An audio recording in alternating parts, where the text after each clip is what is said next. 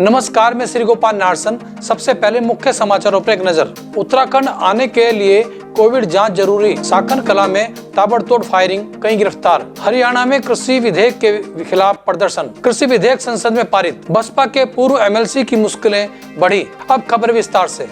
बाहरी राज्यों से उत्तराखंड आने वाले लोगों को अपने साथ 4 दिन यानी 96 घंटे पहले तक की कोविड निगेटिव रिपोर्ट लानी होगी।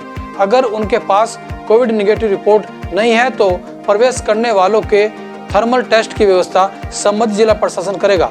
अगर किसी व्यक्ति में कोरोना के लक्षण पाए जाते हैं तो उसका एंटीजन टेस्ट किया जाएगा। यह व्यवस्था 21 सितंबर से लागू हो रही है। सहारनपुर के देवबंद कोतवाली क्षेत्र के गांव साखन कला में सुबह के समय ताबड़तोड़ फायरिंग से दहशत फैल गई। गांव के 2 समुदायों के बीच मामूली कहासुनी को लेकर जातीय संघर्ष का रूप हो गया और जिसके बाद दोनों ओर से ताबड़तोड़ फायरिंग हो गई और पथराव हुए। कई लोग इसमें घायल हुए हैं। पुलिस ने दोनों पक्षों के कई लोगों को हिरासत में लिया है। कुछ युवक गांव में शराब पी रहे थे। पंकज नामक दुकानदार ने उन्हें ऐसा करने से रोका तो कहासुनी हो गई जो गोलियों में तब्दील हो गई। हरियाणा में व्यापक सुरक्षा प्रबंधों के बीच किसानों ने कृषि संबंधित विधेयक के खिलाफ प्रदर्शन शुरू कर दिया है। भारतीय किसान संघ की हरियाणा इकाई व कुछ अन्य किसान संगठनों ने केंद्र सरकार के कृषि विधेयक के खिलाफ राज्य व्यापी प्रदर्शन किया। इस प्रदर्शन में आड़ती भी शामिल हुए। इस बीच पंजाब कांग्रेस भी इस विधेयक के खिलाफ पंजाब से दिल्ली तक ट्रैक्टर रैली निकाल रही है।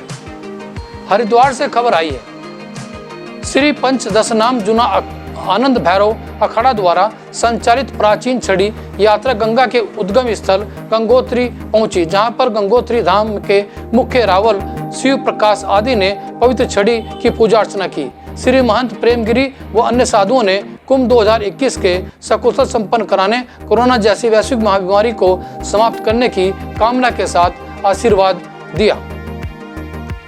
संसद ने कृषि उपज व्यापार और वाणिज्य विधेयक 2020 और कृषक कीमत आश्वासन और समझौता और कृषि सेवा पर करार विधेयक 2020 को मंजूरी दे दी है। राज्यसभा में कांग्रेस, तृणमूल और सहित कई कुछ विपक्षी पार्टियों ने हंगामे के बीच यह विधेयक पास हुआ है।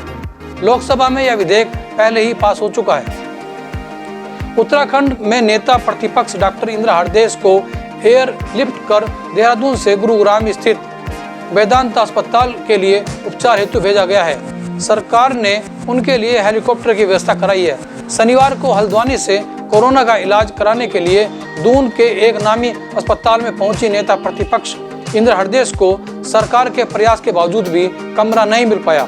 करीब 4.5 घंटे के इंतजार के बाद नाराज इंदिरा हृदयेश अस्पताल से वापस घर लौट आई। इंदिरा हृदयेश की कोरोना रिपोर्ट शुक्रवार की देर रात पॉजिटिव आई थी।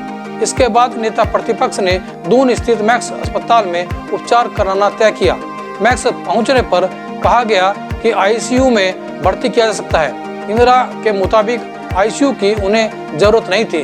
जब 4.5 घंटे तक भी अस्पताल में कमरा नहीं मिला तो उन्हें उपचार के लिए गुरुग्राम जाना पड़ा। अब खबरें सहारनपुर से। 21 सितंबर से क्लोन स्पेशल ट्रेनों का संचालन शुरू हो रहा है। इसमें एक क्लोन ट्रेन सहारनपुर के रास्ते होकर गुजरेगी। इसके लिए बुकिंग शुरू हो गई है। अब तक 3 लोगों ने ही क्लोन स्पेशल में टिकट बुक किए हैं। क्लोन स्पेशल ट्रेन साप्ताहिक है। यह ट्रेन सहारनपुर में बुधवार और शनिवार को आएगी।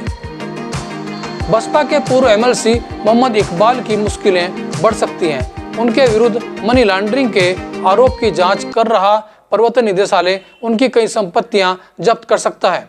इकबाल की 2000 करोड़ रुपए की से अधिक की संपत्ति पता चली है। इकबाल की एक यूनिवर्सिटी भी है जो लगभग 700 एकड़ में है। वहीं इकबाल के होटल भी हैं। ईपीसीएच के जो इलेक्शन होने वाले हैं 23 तारीख से लेकर 30 तारीख तक जो ऑनलाइन वोटिंग होनी है, उसके मद्देनज़र लघु उद्योग भारती से हमारे कंटेस्टेंट श्री हेमंत जुनेजा जी हमारे साथ हैं और इनके साथ अब्दुल अजीम जी जो लघु उद्योग भारती के पैनल से ये इलेक्शन लड़ रहे हैं, आज सहारनपुर में आए हैं। और हमारी लघु उद्योग भारती की टीम के साथ मेरे साथ हमारे महामंत्री श्री सोम गोयल जी हैं और भाई साहब हेमंत जुनेजा जी हैं।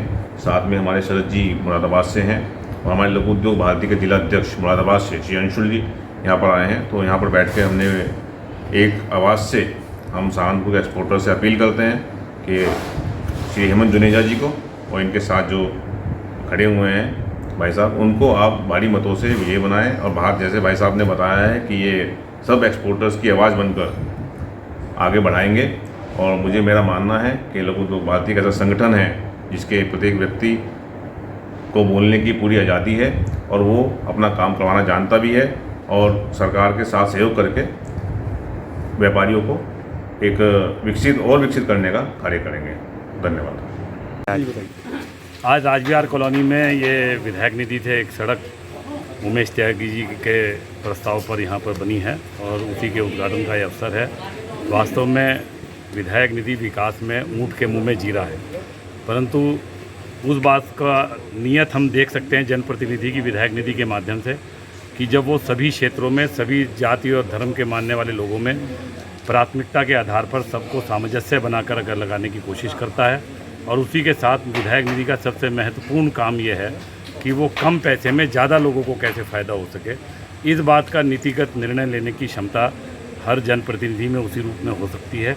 क्योंकि कोई एक पुलिया बननी है और उस पर हज़ारों लोगों को मान लिया गुजरना है और वो रूटीन में अगर बनने का काम नहीं हो रही, तो इस तरह के तमाम कामों को प्राथमिकता के आधार पर हमने यहाँ अपनी विधानसभा में अंजाम दिया है और उसमें सभी क्षेत्रों में बराबरी के साथ उन्हें भागीदारी सुनिश्चित करने का काम किया है। उत्तराखंड व उत्तर प्रदेश खबरों के लिए बने रहिए हमारे साथ। नमस्कार।